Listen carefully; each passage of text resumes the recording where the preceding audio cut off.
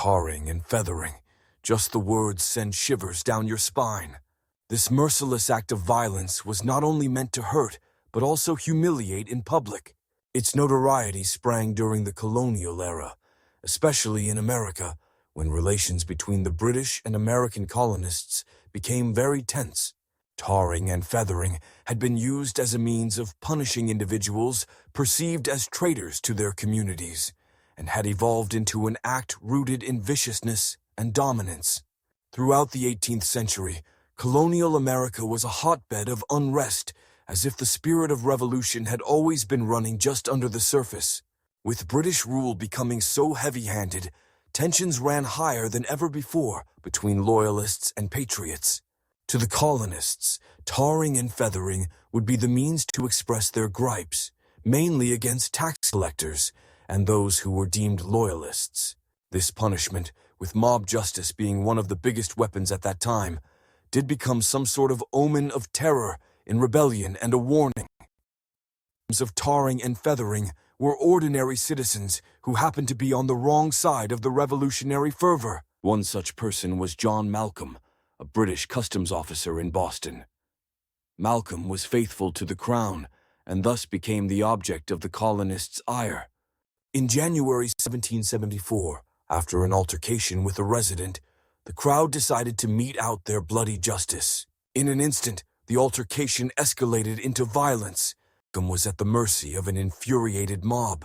Stripped, covered in hot tar, and then feathers, he was dragged through the streets as a show of their defiance. Burned and humiliated, Malcolm was forced to endure the torment of public shaming to the accompaniment of cheering crowds. For them, this wasn't punishment. This was a declaration of strength and resistance against British rule. There was no trial, but the crime for which Malcolm was accused, his loyalty to the crown, was sufficient for the crowd to play at being both judge and jury, with executioner to boot.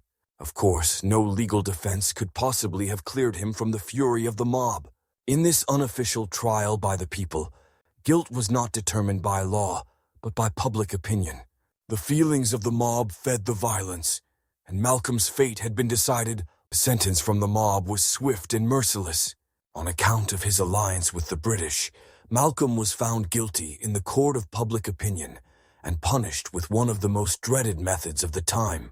On that cold January day, Malcolm trotted through the streets of Boston in a coat of hot tar and feathers, respectively, as the crowd jeered and watched in horror. This was more than punishment. It was a message to all who would defy the revolutionary cause. The tar and feathers clung to Malcolm's skin, leaving not only physical scars, but also a lasting symbol of colonial rage. His humiliation was to be an example. Oppose the revolution, and this may be your fate. Aftermath and legacy. The short-term result of the sentence divided the town. Some thought justice had been done, while others were horrified by the brutality. One thing was for sure.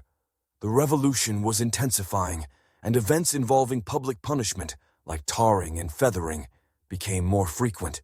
It is in cases like Malcolm's that historians, years later, look back and reflect upon how fine a line often existed between justice and mob violence. In their battle for freedom, colonists, too, used fear and brutality to keep their communities in order.